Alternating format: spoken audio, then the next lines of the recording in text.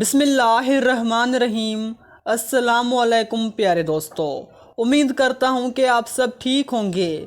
اللہ کے رسول نے فرمایا، جس گھر میں قرآن کی تلاوت کی جائے وہ آسمان والوں کے لیے اس طرح سے چمکتا ہے جس طرح زمین پہ رہنے والوں کے لیے تارے چمکتے ہیں۔ امام علی علیہ السلام نے فرمایا، قرآن کا علم حاصل کرو، یہ دلوں کے لیے بہار ہے۔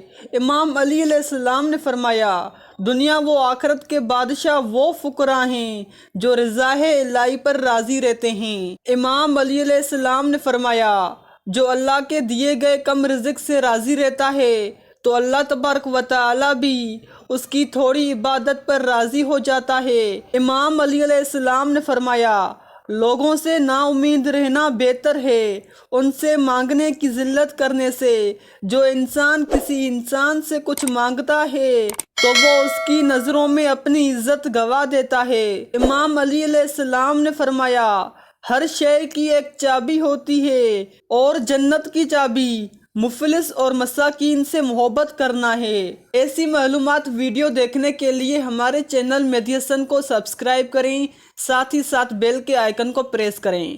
شکریہ۔